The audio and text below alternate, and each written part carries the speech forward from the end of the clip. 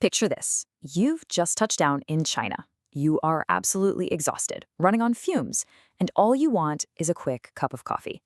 So you walk up to the counter, whip out your trusty Visa card or maybe a crisp $100 bill, and the cashier just stares at you, like you just handed them a shiny rock. If you're heading into this trip expecting to just swipe some plastic or hand over paper cash for your daily stuff, oh, you're in for massive shock. Physical credit card readers are virtually a thing of the past outside of massive international hotels. And while cash isn't illegal, good luck finding anyone who actually has change for it. So, welcome to our explainer on how to pay for absolutely everything in China. Here's the reality check. China is basically 99% cashless. It's a completely different financial universe.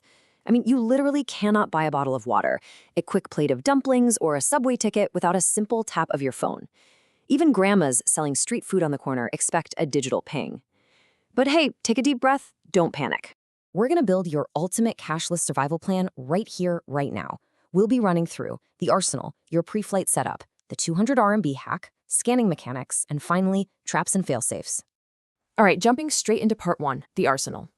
Let's look at the two powerhouse apps you absolutely must have on your phone to survive and, honestly, thrive.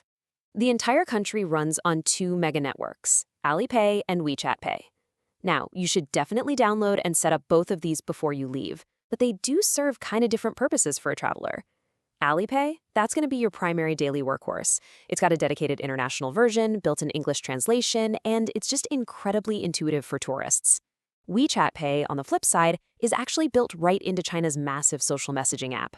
It's totally fantastic for scanning restaurant menus through these little things called mini programs, but for actually paying at the counter, you'll want to consider it your crucial secondary backup. Okay, let's dive into part two, the pre-flight setup. Listen, this pre-flight setup is absolutely non-negotiable. Do not, I repeat, do not wait until you land in Beijing to do this. You have to knock these steps out while you're still chilling in your home country. Here is your precise three-step sequence. Step 1, download the apps and register using your home country's mobile number. This is super important because they're going to text you SMS verification codes, and you definitely want to receive those seamlessly on your home network. Step 2 is ID verification, and step 3 is binding your foreign credit card. Let's zoom in on step 2. To actually get approved, you need to go directly into your account settings and tap identity verification. Now, pay super close attention right here. You must type your legal name exactly as it appears on the machine-readable zone of your passport. No nicknames, no shortcuts. You'll upload a nice, crisp, glare-free photo of your passport info page, and then the app will guide you through a quick facial recognition scan. Usually, boom, it takes just 2 to 3 minutes to get fully verified. Once you're verified, we move to step 3, binding your international Visa, Mastercard, or Discover card. But wait, before you go typing in those card numbers, here is a critical insider tip. You need to call or notify your home issuing bank that you are traveling to China. See, when you add your card, Alipay and WeChat will ping it with a tiny 1-cent verification charge. If your home bank's fraud department doesn't know you're suddenly linking your card to a Chinese tech company, they're going to block that 1-cent charge instantly, and your whole setup will fail before you've even packed your bags. Moving right along to part 3, the 200 RMB fee hack. Okay, so once you're linked up and ready to spend, you really need to understand how the transaction fees actually work on these platforms. Alipay and WeChat enforce this very strict threshold rule. If your transaction is 200 RMB or less, which is roughly $28, the platform charges you a sweet 0% fee. Totally free. But the literal second your bill hits 201 RMB, bam, they slap a 3% service fee on the entire purchase amount. Now, what's really interesting here is how surprisingly easy it is to bypass that fee entirely using a very simple hack. Let's say you go out for an amazing Peking duck dinner, and the total comes to 350 RMB. If you pay that all at once, you're eating that 3% surcharge. Instead, just ask your server to split the bill into 2 separate, smaller transactions. Have them ring up 180 RMB on the first scan and 170 RMB on the second. Both transactions stay under that magic 200 RMB limit, and you pay exactly 0 on platform fees. It works like a charm.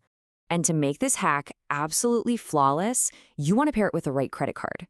If you link a card from your home bank that already has 0% foreign transaction fees, like a lot of those popular travel rewards cards, and you just keep your individual app purchases under 200 RMB, your spending in China is guaranteed to be completely 100% fee-free. Let's hit part 4. Execution, scan versus scanned. All right, let's step away from the setup for a second and look at the on-the-ground reality. How do these transactions actually go down when you're standing right there at the checkout counter? Well, you're basically going to encounter two distinct payment modes in China, and it completely depends on the size of the business. You'll either hold out your phone so the merchant can scan you, or you're going to use your phone's camera to scan the merchant. Big businesses scan you scan small businesses. Let's break that down. Mode 1 is what happens at places like huge supermarkets, convenience store chains, and subway stations. It is incredibly frictionless. You just open Alipay, tap the Pay/Receive button, and this dynamic barcode pops right up on your screen. The cashier simply points their little scanner gun at your phone, you hear a quick beep, and the payment is instantly deducted. For small daily stuff, it doesn't even ask for a password. The whole shebang takes less than 2 seconds. Then there's Mode 2.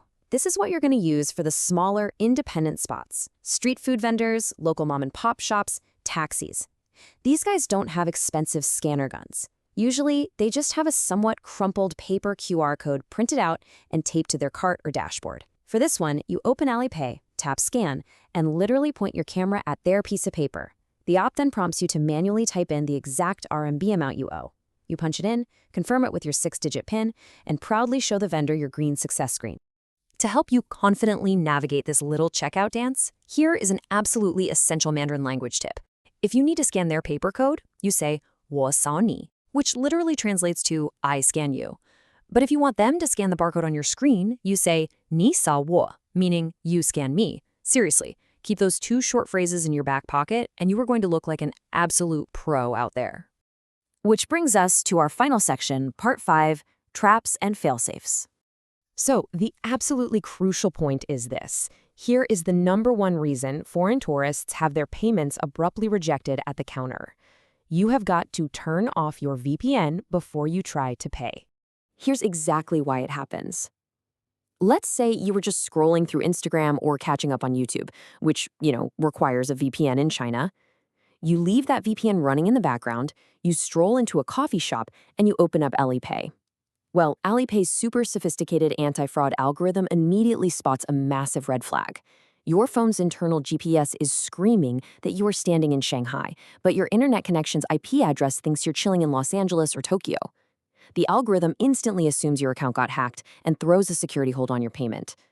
Always toggle that VPN off before opening your wallet apps. They don't need a VPN to connect to their own servers inside China anyway. Let's move to and see how this builds your fail-safe plan. Because look, even if you do everything flawlessly, digital systems can and do fail.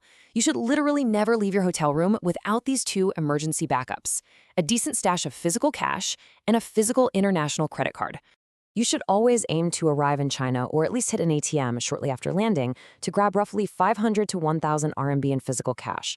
Why? Because cell networks drop out, batteries die, you might walk into a complete cellular dead zone. When the digital world completely fails you, physical RMB is still the official legal tender of the country, and businesses are legally obligated to accept it even if they have to scramble around to find you some change. And if you need cash, remember, major bank ATMs across China will happily swallow your foreign debit card and spit out RMB. Okay, but what about that physical Visa or Mastercard? While your apps are going to seamlessly handle 99% of your daily life, there is one massive exception: luxury and international hotels. See, when you check in, the front desk usually needs to place a temporary pre-authorization hold for room damages or security deposits. App-linked cards generally cannot process these temporary holds properly. You're almost always going to need to physically swipe or insert your plastic Visa or Mastercard right there at the check-in desk. So there you have it. We've completely locked in your cashless payment strategy.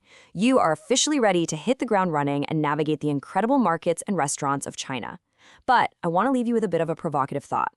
This entire master plan relies entirely on an active internet connection. Is your phone actually ready to connect the very second you step off the plane? Because without mobile data, Alipay and WeChat are basically just useless bricks taking up storage space. That means you need to get your cellular plan figured out before you depart, which leads us perfectly into our next explainer on eSIMs, local networks, and how to seamlessly bypass the firewall. Go check that out to make sure you're fully connected,